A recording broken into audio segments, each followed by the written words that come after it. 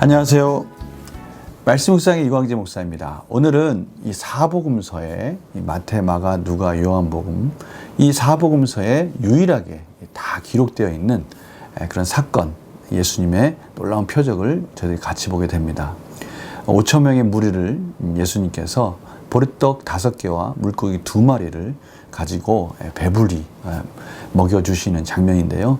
오늘 이 사건을 통해서 또 저희들에게 말씀하시고자 하는 뜻은 무엇인지 같이 나누도록 하겠습니다. 제가 기도하고 시작하겠습니다. 하나님 감사합니다. 오늘도 살아계신 하나님, 또 역사하시는 예수님의 사건을 통해서 저희들이 이 세상을 어떻게 살아가야 될지, 또 무엇을 바라보고 살아가야 될지 그 길을 찾아가고자 합니다. 성령님 조명하여 주시고 하나님 가르쳐 주시옵소서. 예수님의 이름으로 기도드립니다. 아멘. 제가 마태복음 14장 13절에서 21절 말씀을 봉독해 드리도록 하겠습니다. 예수께서 들으시고 배를 타고 떠나사 따로 빈 들에 가시니 무리가 듣고 여러 고을로부터 걸어서 따라간지라. 예수께서 나오사 큰 무리를 보시고 불쌍히 여기사 그 중에 있는 병자를 고쳐 주시니라. 저녁이 되매 제자들이 나와 이르되 이곳은 빈들이요 때도 이미 저물었으니 무리를 보내어 마을에 들어가 먹을 것을 사 먹게 하소서. 예수께서 이르시되 갈 것 없다. 너희가 먹을 것을 주라. 제자들이 이르되 여기 우리에게 있는 것은 떡 5개와 물고기 2마리 뿐이니이다.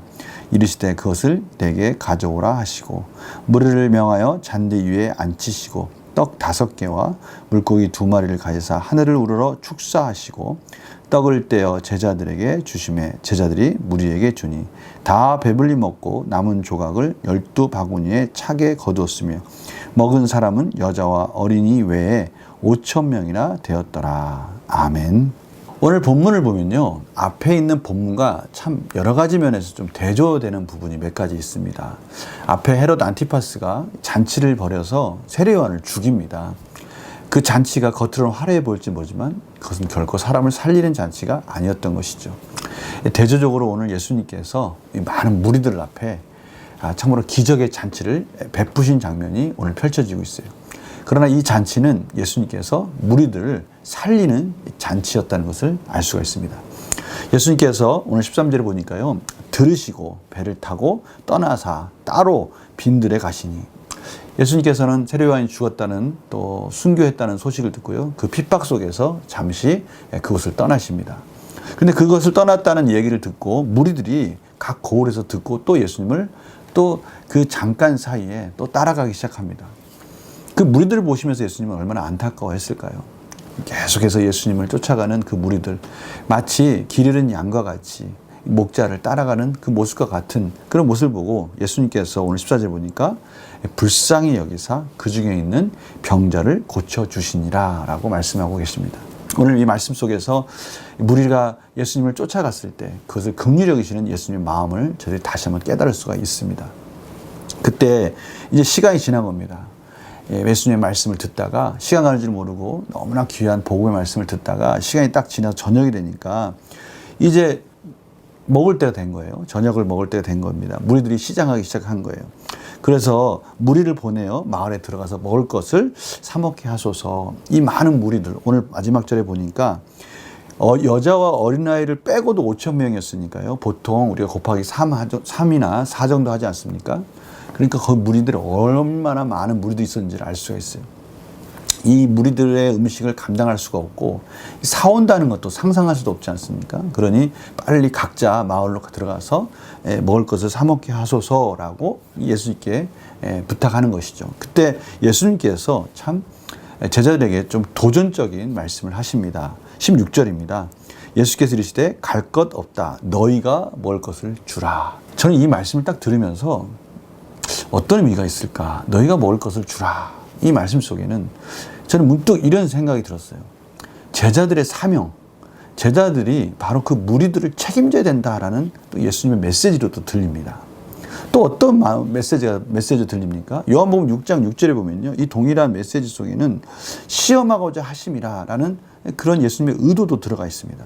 그러니까 지금 제자들이 이 무리를 보고 무책임하게 시간 되었으니까 가서 알아서 사 먹어라 하지 말고 하나님의 말씀을 듣고자 하는 이 갈급히 찾고 있는 이 무리들을 말씀, 영적 양식뿐만이 아니라 이들의 필요를 또 채워주는 자로서의 역할도 감당해라 라고 하는 메시지가 들리는 것이고, 그러면 제자들은 지금 가지고 있는 것이 아무것도 없지 않습니까? 근데 아무것도 없는 건 아니었어요. 오늘 보니까 지금 제자들이 가지고 있는 것은 보리떡 5개와 물고기 2마리 뿐이다 라고 17절에 이렇게 설명되어 있어요.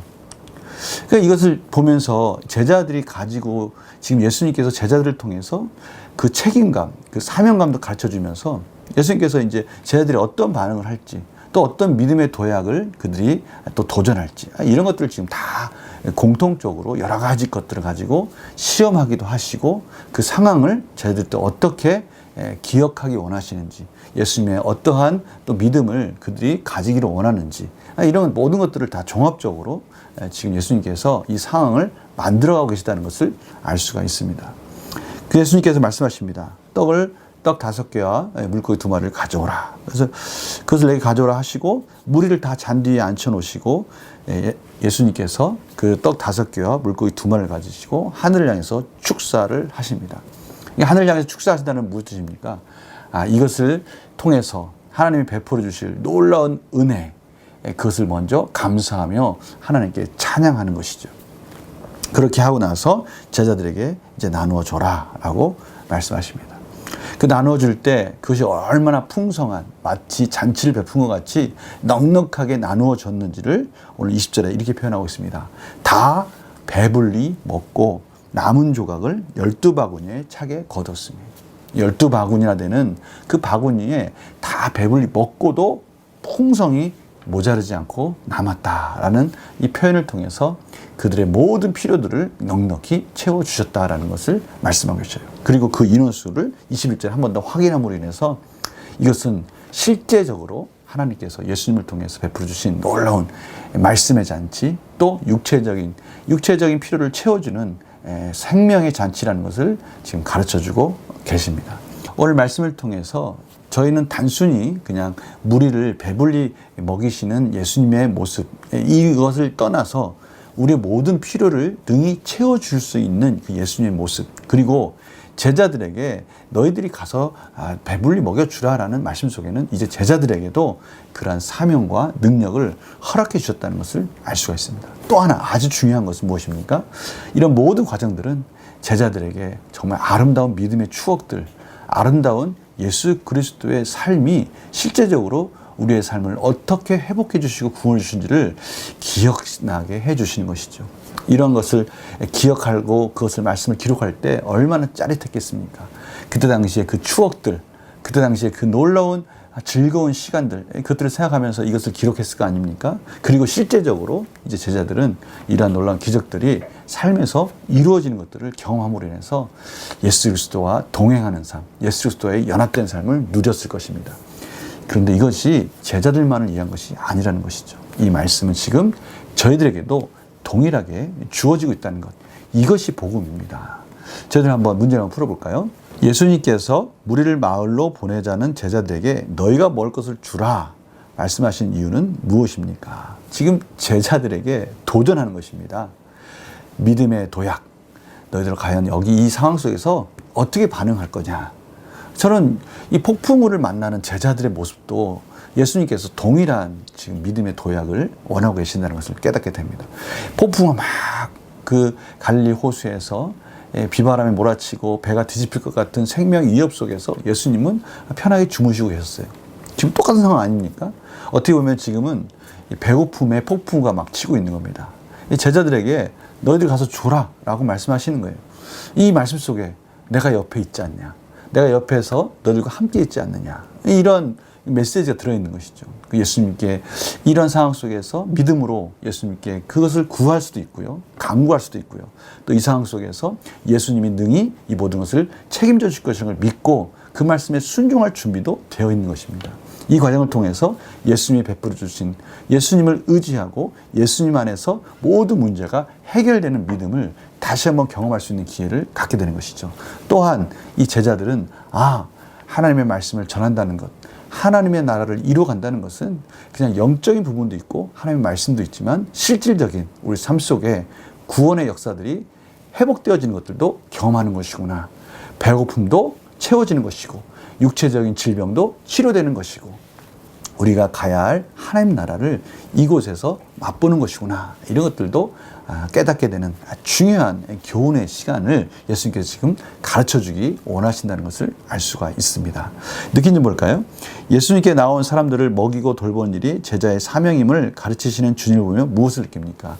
저희들의 이러한 이 사명, 하나님의 백성, 하나님의 교회, 하나님의 말씀을 배운다는 것, 이것은 그냥 말씀을 배우고 그 말씀 속에 머무르는 것이 아니라 세상으로 나가서 그 말씀이 없는 기독교적 세관을 가지고 있지 않은 예수 그리스도가 없어서 힘들어하고 있는 사람들에게 다가가서 사랑으로 그 모든 것들을 채워주는 것이라는 것을 저들은 잊지 말아야 됩니다.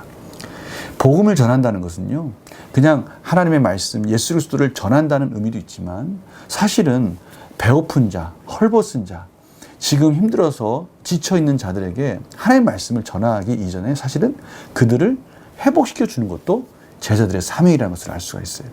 그래서 저희 교회는요, 제자의 삶 속에서 참으로 연약한 자, 헐벗은 자, 굶주리는 자, 여기서 굶주렸다는 것은요, 여러 가지 인생의 고민 속에서 힘들어하고 있는 다양한 모습을 말씀하는 것입니다. 이런 자들에게 가서 저희들이 도울 수 있는 한 최선을 다해서 도와줄 수 있는 그러한 사명도 저희들이 가지고 있다는 걸 말씀하는 거예요. 복음을 전하는 것도 중요합니다. 그러나 그들의 필요, 실제적으로 그들이 가지고 있는 어려움과 힘든 것들을 도와주는 것, 이것도 하나님의 자녀로서 감당해야 된다는 것이죠. 말로만 힘들겠구나, 하나님께서 도와주실 거야, 이렇게 말로만 하는 것이 아니라 실질적으로 내가 그런 일들을 행하는 것까지도 이 제자들의 사명이라는 것을 알 수가 있고요. 그래서 교회는요, 주변에 있는 이웃 가운데 힘들고 어려운 자들을 그들을 위해서 기도하는 것도 중요하지만 실질적으로 저희들이 최대한 절약해서 최대한 하나님의 나라를 위해서 그들의 실제적인 도움을 주는 것, 이것이 곧 하나님 나라의 확장을 위해서도 꼭 필요한 그러한 사명이라는 것도 잊지 말아야 된다는 것이죠. 그런데 오늘 말씀을 보면요, 그러한 일들이 제자들이 뭔가 넉넉해서 한 것이 아닙니다. 예수님께서 하나님께 은혜를 구하고 하나님께서 베풀어 주신 그 은혜로 말미암아 그 모든 일을 감당하고 있습니다.